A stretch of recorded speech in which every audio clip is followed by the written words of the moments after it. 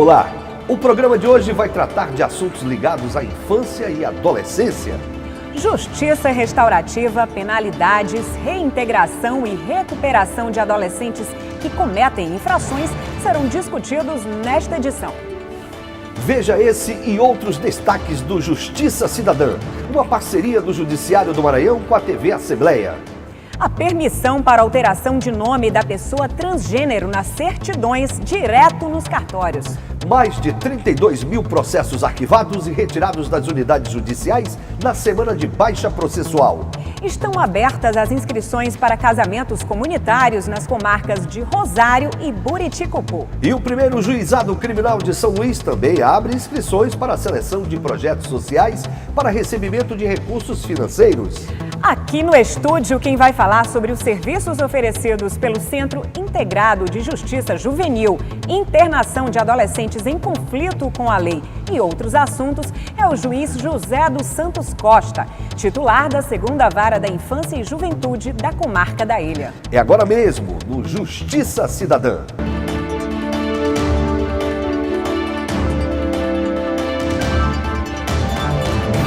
De 13 a 15 de junho, corregedores da Justiça de vários estados estiveram reunidos na cidade de João Pessoa durante o 78º encontro do Colégio Permanente de Corregedores Gerais dos Tribunais de Justiça.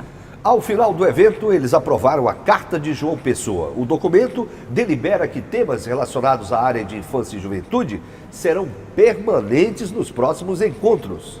Isso por ser um dos assuntos prioritários para o Poder Judiciário em todo o país. E hoje quem conversa com a gente é o juiz José dos Santos Costa, titular da 2ª Vara da Infância e Juventude da Comarca da Ilha. Seja bem-vindo, doutor Costa. Ok. Eu queria que o senhor explicasse qual é a competência da 2ª Vara da Infância e Juventude de São Luís e quais são as diferenças em relação à 1ª Vara.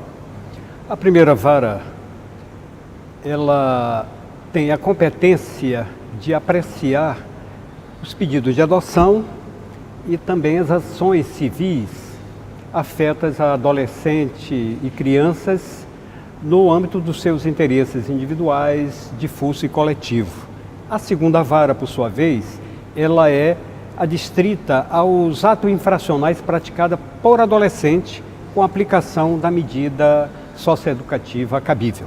Então, a 1ª Vara, ela é de natureza civil e a 2ª Vara é de natureza penal juvenil. Doutor Costa, e como funcionam o processo e as penalidades em relação aos adolescentes que cometem infrações?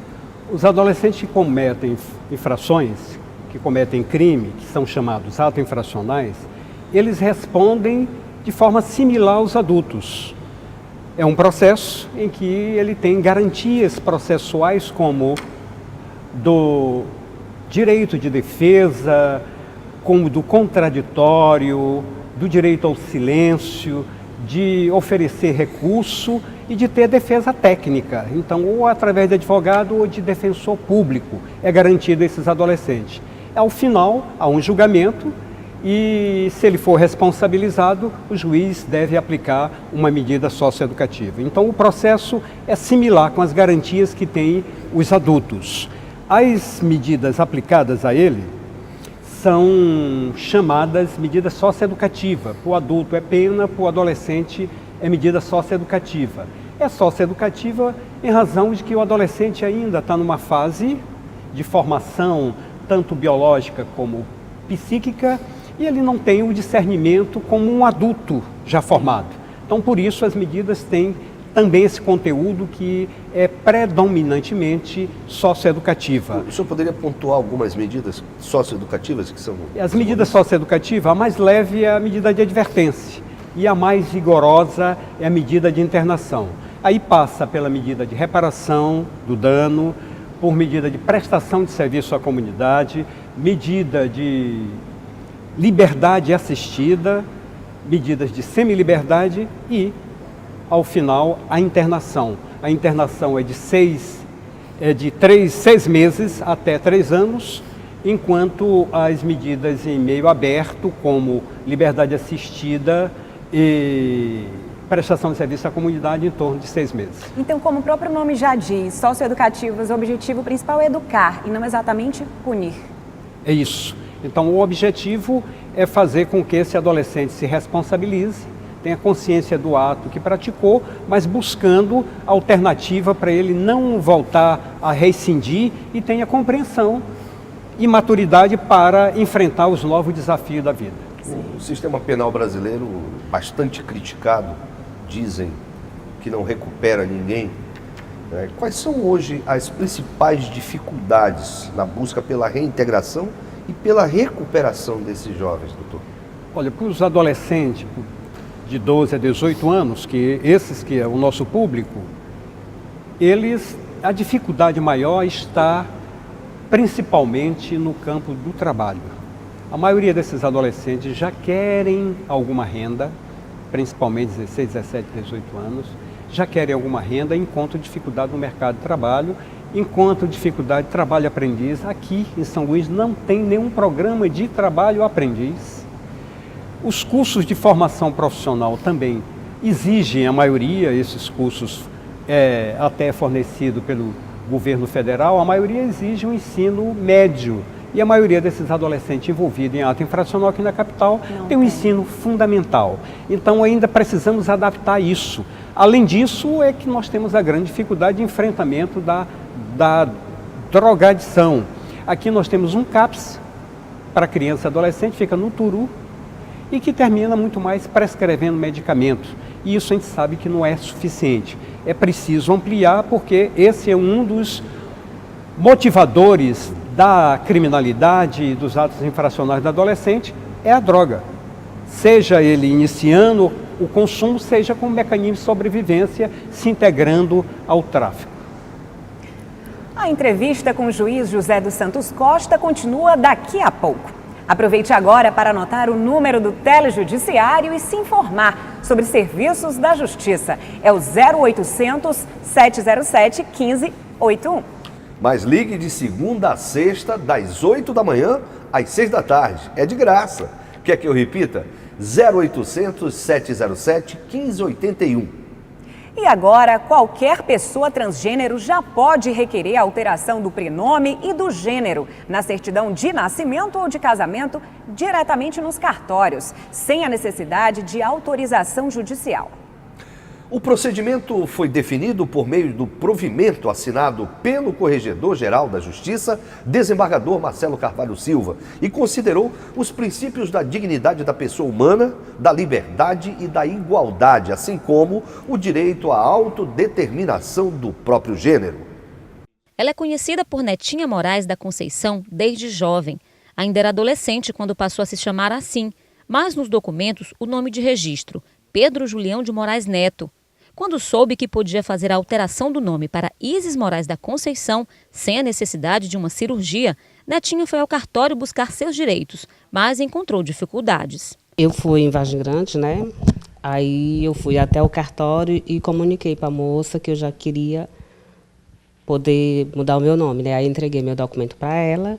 Aí ela disse que ainda não estava sabendo, mas que mandaram para cá, para São Luís, para o TJ, para mandar dar resposta se podia ou não mudar o nome. Aí eu estou ainda aguardando.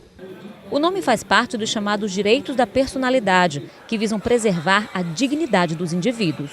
Foi para resgatar a dignidade das pessoas que não se identificam com o próprio nome que o Supremo Tribunal Federal autorizou, por unanimidade, a possibilidade de transgêneros alterarem nome e gênero no registro civil. O Maranhão foi o 8º estado do Brasil a regulamentar a mudança, mas na última quinta-feira, o CNJ, Conselho Nacional de Justiça, editou um provimento nacional, unificando o procedimento em todo o país. A juíza corregedora Jaqueline Caracas explica os caminhos para quem tiver interesse. É uma medida muito importante que vem aí no esteio de uma decisão do Supremo Tribunal Federal, que foi tomada em março desse ano, numa ação direta de inconstitucionalidade, em que houve a permissão de que as pessoas, os transgêneros, possam mudar de nome e de sexo, independentemente de autorização judicial. Então, o que o provimento faz? O provimento traz a regulamentação, ele traz quais são os documentos que são necessários, o procedimento que essas pessoas interessadas podem tomar e procurar o cartório para poder, então, fazer o pedido de mudança de nome ou de sexo, ou ambos. São muitos os documentos: original de certidão de registro civil ou de casamento, originais e cópias do RG e CPF, cópia da carteira de identidade social, se houver, certidões de distribuição civil, criminal e de execução criminal, certidões das justiças eleitoral e do trabalho, certidões de tabelionato de protestos, além de SPC e Serasa, e certidão negativa de débitos tributários, municipais, estaduais e federais.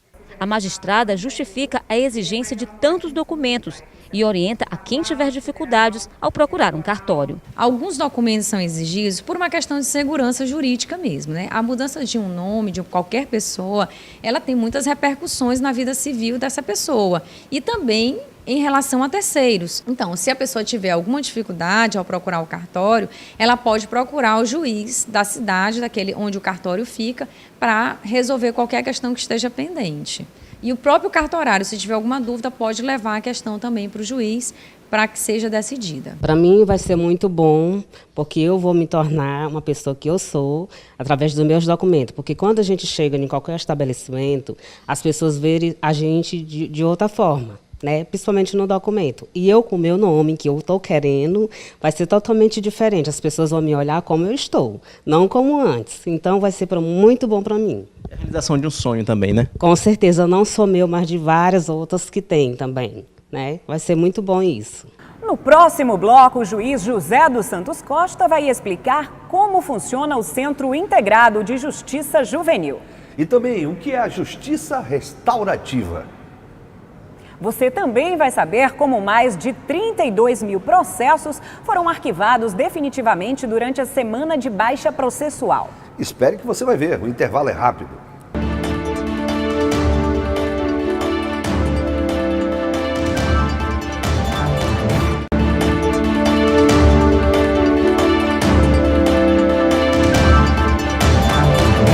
Justiça Cidadã, uma produção do Judiciário Maranhense em parceria com a TV Assembleia, já está de volta.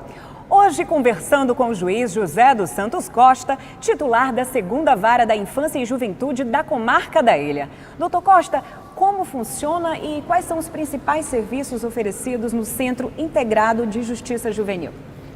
O Centro Integrado de Justiça Juvenil, ele está localizado ali no Anel Viário e há um ano e meses somente, ali reúnem-se todos os órgãos que lidam com o ato infracional, desde a delegacia do adolescente infrator, a DAI, ao serviço lá de atendimento inicial da FUNAC, o Ministério Público, Defensoria Pública, 2ª Vara e um núcleo de justiça restaurativa. Com a integração desses órgãos, é possível você racionalizar tempo, dar um tratamento mais humanizado ao adolescente que se envolve em infração, para os pais poderem acompanhar melhor e, ao mesmo tempo, as audiências ocorrer com a maior rapidez possível, fazendo com que o adolescente que tenha que responder em liberdade, ele logo seja liberado ou possa, mediante uma remissão, cumprir logo uma medida socioeducativa ou aguardar, seja internado ou não, o desfecho do seu processo. Então, a garantia desses direitos, de um tratamento humanizado e de rapidez, é o que tem oportunizado o Centro Integrado, um local onde adolescentes e famílias lá podem ser muito bem atendidos. Funciona de segunda a sexta, das 8 às 18? É isso, funciona de segunda a sexta-feira. E todos os adolescentes, segunda a sexta-feira, que forem apreendidos em flagrante, todos eles ouvidos na 2ª Vara da Infância e Juventude, e não no plantão. O plantão, só aos finais de semana, é que o juiz plantonista delibera se vai ter internação ou não do adolescente. Segunda a sexta-feira na 2ª Vara, é no Centro Integrado de Justiça Juvenil. Falando sobre justiça restaurativa, o que seria e como funciona? Justiça restaurativa é algo muito novo, ainda no mundo, vem crescendo e no Brasil. Aqui no Maranhão ainda estamos dando os primeiros passos, mas há, por parte do CNJ, uma resolução determinando que todos os tribunais efetivem a justiça restaurativa e, além disso, tem uma diretriz, uma recomendação que isso tem que ser meta de todos os tribunais.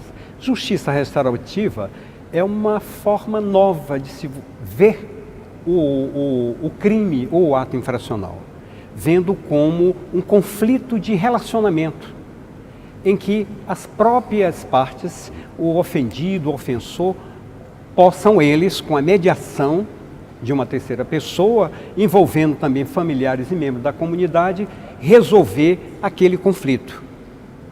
Então, é possível fazer isso desde que as partes assim o queiram.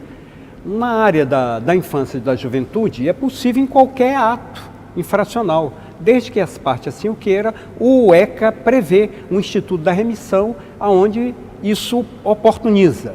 Em relação aos adultos, ainda tem uma certa limitação, mas a justiça restaurativa também, além dela poder substituir o processo penal, ela pode, ou o processo do ECA, ela pode também ser complementar, porque o objetivo da justiça restaurativa é a reparação do dano da vítima, do dano sofrido pela vítima, e a restauração das relações.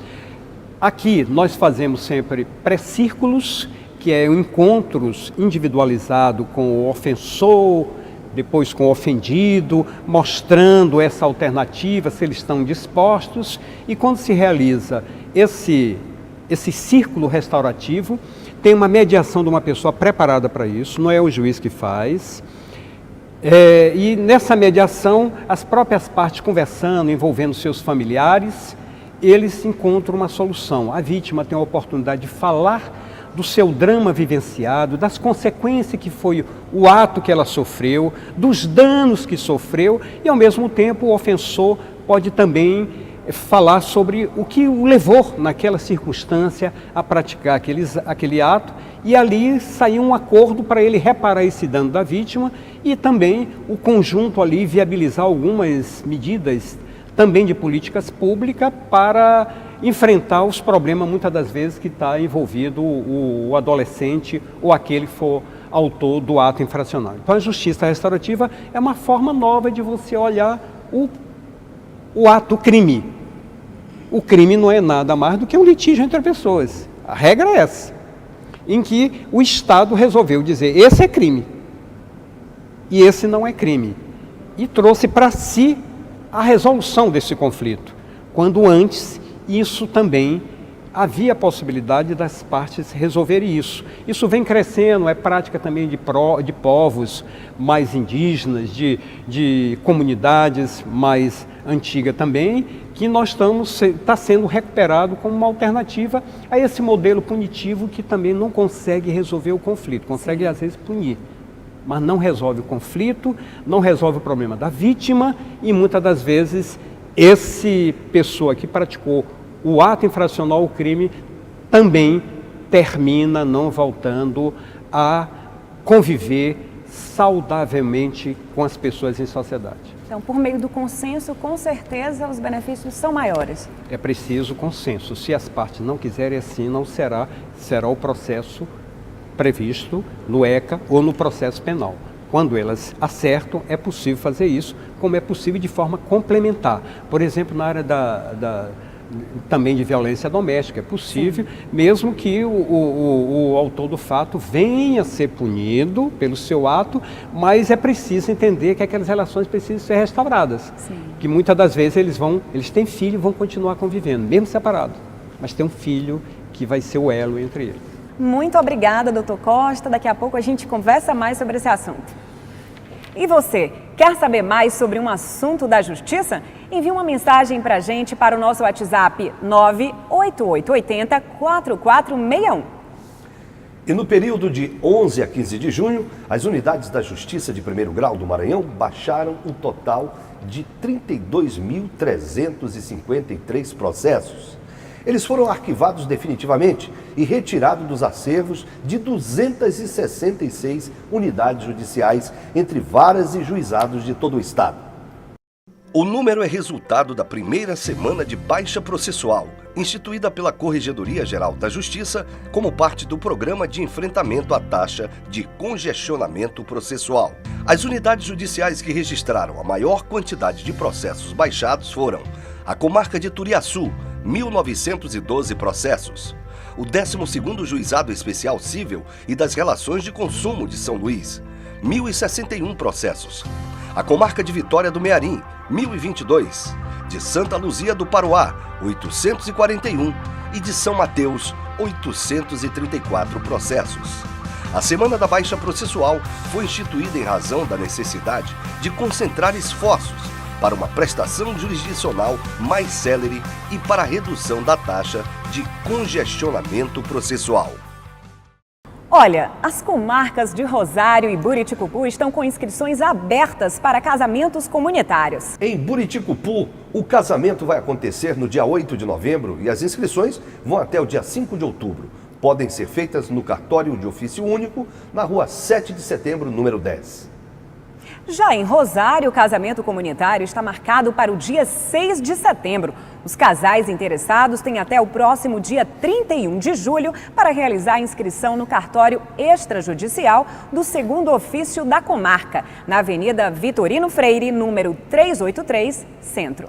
Os atos ligados ao projeto Casamentos Comunitários, como selos e certidões, são expedidos gratuitamente. Depois do intervalo, o juiz José dos Santos Costa vai contar como está o funcionamento do Centro de Referência Especializado de Assistência Social de São Luís. E você vai saber sobre a inscrição de projetos sociais no 1º Juizado Especial Criminal de São Luís para receber recursos financeiros. Não saia daí para entender direitinho. Até já!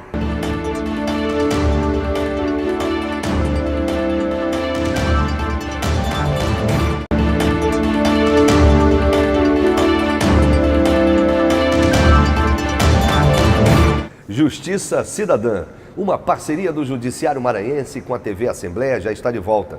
E você também pode acompanhar as notícias da Justiça de Primeiro Grau do Estado pelas redes sociais e pelo site da Corregedoria. Anote aí, www.tjma.jus.br/CGJ. Hoje estamos conversando com o juiz José dos Santos Costa, titular da 2ª Vara da Infância e Juventude da Comarca da Ilha.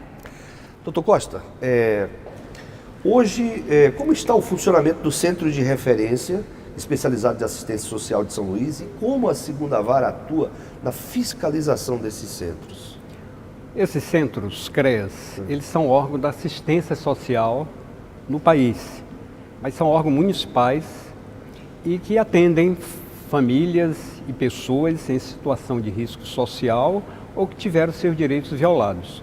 Esses CREAS também eles executam as medidas socioeducativas restritivas de direito, que são a liberdade assistida e a prestação de serviço à comunidade aplicada pelo judiciário. São eles que fiscalizam. Então. São eles que executam. Executam, na verdade. Nós abrimos um processo. Quando o adolescente é julgado, responsabilizado, tem um processo de execução e é encaminhado, quando essas medidas, aos CREAS respectivos. Aqui, nós temos 5 CREAS. Então, esses 5 CREAS, de acordo com o território, eles são distribuídos pelo território na ilha, eles executam essas medidas. Então, são medidas, como eu falei, liberdade assistida e prestação de serviço à comunidade. Nós temos cerca de 300 adolescentes cumprindo medida nos CREAS da cidade, mas temos encontrado dificuldade porque os CREAS não estão devidamente aparelhados. Tem uma equipe técnica que faz todas as atividades dos CREAS, que é, como eu falei, de todo aquele trabalho de assistência social e também das medidas socioeducativas. O que dificulta quando deveria ter uma equipe própria para cuidar só de ato infracional, para acompanhar esses adolescentes. Além disso, o que a gente vê que termina dificultando o cumprimento das medidas é a ausência, por exemplo, de trabalho aprendiz para esses adolescentes. É a ausência de cursos profissionalizantes adequados ao ensino em que eles se encontram. Enfim, então isso encontra dificuldades enormes para essa ressocialização dos adolescentes. E quando isso não é bem feito, termina importando em que esse adolescente voltando a rescindir e indo para uma unidade de internação do Estado da FUNAC. E ainda tem também a questão social, né? Chega em casa, a família às vezes não ampara. A família desestruturada, né? Às vezes até incentiva, né? A continuar no crime. Que é um dos maiores problemas. A grande maioria desses adolescentes envolvidos em ato infracional que nós encaminhamos para os CREAS são a grande maioria de famílias muito vulneráveis. Sim.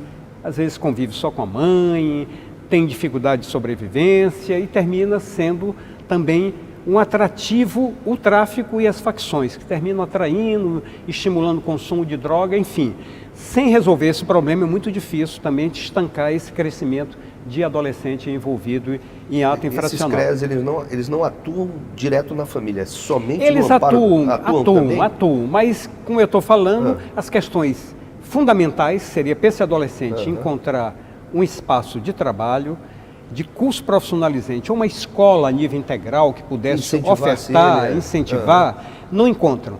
Então isso termina tornando ineficaz a metade das medidas que são aplicadas a esses adolescentes aqui na ilha de São Luís. Investir na educação sempre é a melhor saída. Não tenha dúvida. Sem isso, a base é a educação. Sem isso, você deixa essa garotada muito vulnerável para o consumismo, para essas outras motivações que ofertam o tráfico e as facções. O dito popular, mente ociosa, oficina, né? Menino fica sem fazer nada durante o dia, a mãe sai para trabalhar e só volta à noite, ele fica ali na esquina tem droga sendo consumida, tem alguém do tráfico e de facção estimulando um roubo, enfim, ele estando sem esse controle da família e sem estar na escola, termina sendo fragilizado para ingressar no mundo da criminalidade. E, doutor Costa, em relação às instituições de internação de adolescentes em conflito com a lei, como estão funcionando hoje e qual a média de adolescentes nessa situação? As unidades de internação, elas cumprem, então, essa medida que é a mais rigorosa. É o Estado que é o responsável por isso, é a FUNAC. Nós apuramos o processo, aplicamos a medida e se instaura um processo de execução dessa medida e vai para a FUNAC. A medida, o mínimo de 6 meses, o máximo de 3 anos, como está previsto no ECA. E esse adolescente então encaminhado para lá, são 4 unidades para cumprimento de medida de internação em São Luís e tem uma em Imperatriz. São cerca de 170 adolescentes que estão cumprindo medida de internação no estado. E tem também as unidades de internação provisória, que é aquela de até 45 dias que o adolescente fica internado para responder a processo. Nós temos uma aqui, outra em Imperatriz, a daqui para 42 adolescentes, Imperatriz para 30, e agora está sendo também criado uma em Timon para em torno de 15 adolescentes. Enfim, essas unidades elas devem ter sempre um conteúdo muito educacional. Então, nas unidades de cumprimento de medida, o adolescente tem que estudar, tem que fazer cursos, tem que fazer terapias, tem que fazer atividade esportiva e tem que ser preparado para voltar à sociedade e buscar outra alternativa de vida. A grande dificuldade é porque muitas das vezes ele vai voltar para o mesmo ambiente dele, desestruturado, com uma família desorganizada, onde tem lá na esquina o pessoal esperando ele do tráfico. Facilidades, né, do mundo. Então isso termina dificultando. A escola às vezes cria dificuldade, então essa é uma dificuldade. Porque também o trabalho de formação também ainda é muito deficiente nas unidades de internação, para preparar esse adolescente para o mercado de trabalho.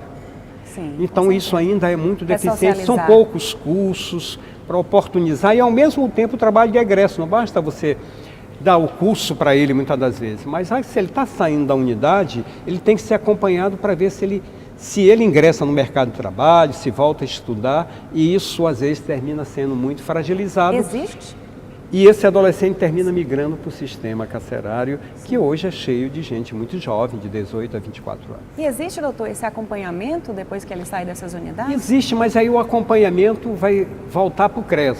Ah, sim. Porque muitas das vezes ele está numa internação, tem uma progressão para uma medida de liberdade assistida, para a liberdade dele continuar sendo monitorada, e agora é pelo CRES.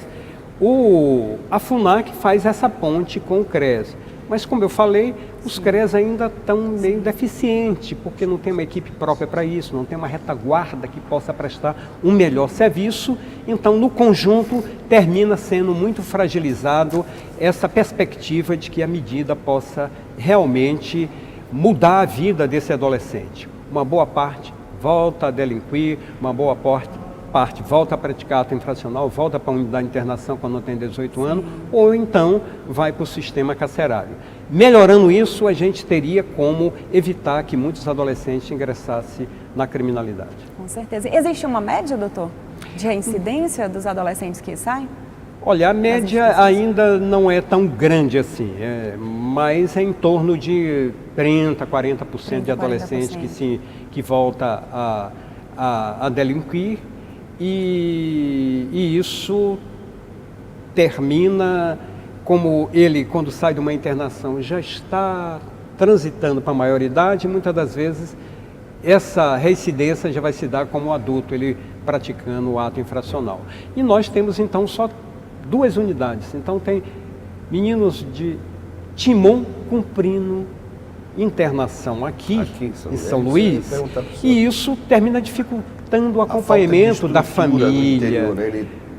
Eles são remanejados para cá, porque só tem aqui, e isso dificulta, porque o acompanhamento da família é fundamental. Esses laços que às vezes estavam fragilizados, quando ele está internado, também a unidade tenta ver se isso aproxima, para quando ele voltar, esses laços possam estar fortalecidos. Mas com esse distanciamento, isso termina dificultando muito. Com certeza, a família é a base de tudo, não é, Eider? É isso, com certeza absoluta. Doutor, muito obrigado pela sua presença, pelos seus esclarecimentos. O senhor pode ficar à vontade para fazer as suas considerações finais. Então, o que se percebe é que aqui na ilha, nós não estamos conseguindo conter a criminalidade e o avanço de facções. Com isso, terminam se incorporando muitos adolescentes dessas regiões mais fragilizadas, desses bolsões de miséria na ilha. E é esses meninos que vêm para a gente. São esses meninos que vão para o CRES e que vão para a FUNAC. Então, muitas das vezes, a gente tem dificuldade dentro do CRES, como dentro da FUNAC, da convivência desses meninos, porque muitas das vezes eles estão ou em bairro ou porque são ligados a facções, criando um certo conflito. Nós temos um número muito grande de adolescentes que são mortos por conta dessa convivência aí com facção, com tráfico aqui na ilha de São Luís. Ok, mais uma vez, muito obrigada pela sua participação em nosso programa, doutor Costa. E se você quer participar do nosso programa, envie uma pergunta, reclamação, sugestão ou elogio. O nosso número do WhatsApp é 98880-4461. E uma última informação. O primeiro Juizado Especial Criminal de São Luís está selecionando projetos sociais para receber recursos financeiros arrecadados por prestações pecuniárias, composições civis, transações penais e suspensão condicional de processo. Podem se inscrever organizações públicas ou privadas sem fins lucrativos, sediadas na comarca da Ilha de São Luís. As inscrições vão até o dia 10 de agosto e podem ser feitas no juizado, no 3º andar do Fórum Desembargador Sarney Costa, no Calhau, de segunda a sexta-feira, no horário de expediente do órgão. O resultado será divulgado no site do Tribunal de Justiça, no Diário Oficial, e também será disponibilizado no mural do juizado. E esta edição do Justiça Cidadã chega ao fim. Nova edição no sábado ao meio-dia. Com reapresentação às segundas e quartas às 9 da noite. Então a gente te aguarda. Tchau, tchau. Até lá.